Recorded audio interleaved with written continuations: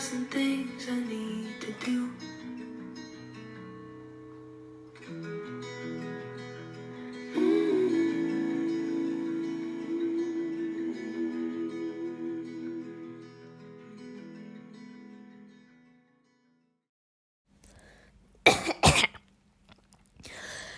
I spent a beautifully sunny April weekend with some friends from my church in Belfast, the first highlight of which was this hipster paradise cafe full of well-presented luncheon options, which we stopped at on our way.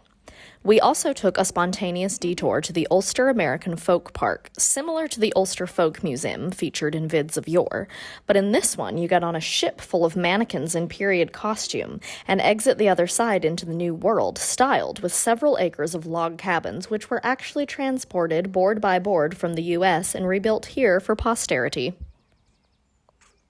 Stirring my little cauldron. Brandy melons away. Right, brandy melons away now.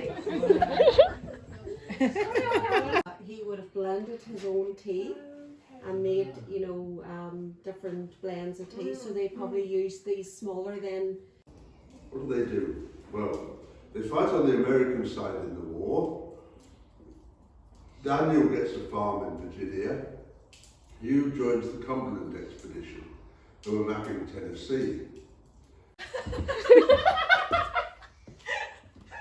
Documents, maybe tea, so on. It is lovely, isn't it?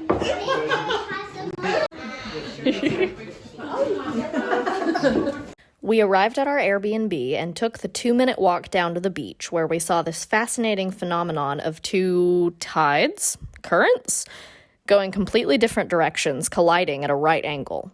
The island is allegedly accessible by foot at low tide, but we never organized ourselves to make a tour. There is a small cabin on the island, and I long to set up a squatter's residence there.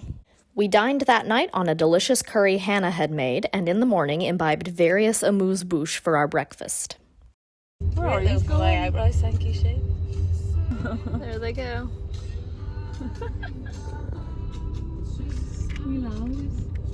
We're traffic in Donegal. Since a whole hour, perhaps 2, had passed since eating our well-balanced breakfast, we simply had to stop at this coffee van for refreshments and a riverside view. Then it was time to begin our Herculean hike up Sleeve League.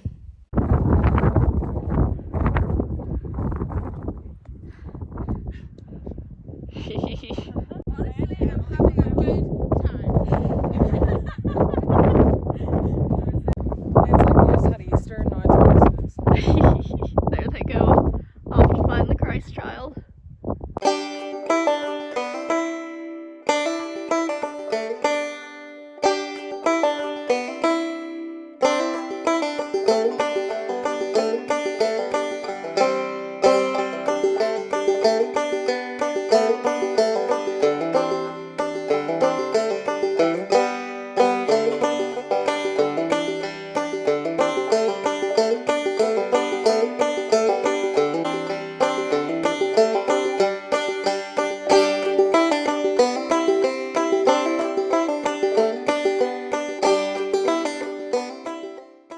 After a well-deserved pint at one of those conveniently placed foot-of-the-mountain pubs, we went to our own village pub for dinner, and after a glorious sunset beach walk, returned there for some live music.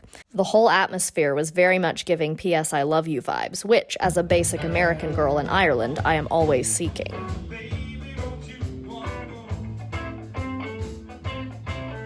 The next morning, I went down to the beach to journal, which I did not do.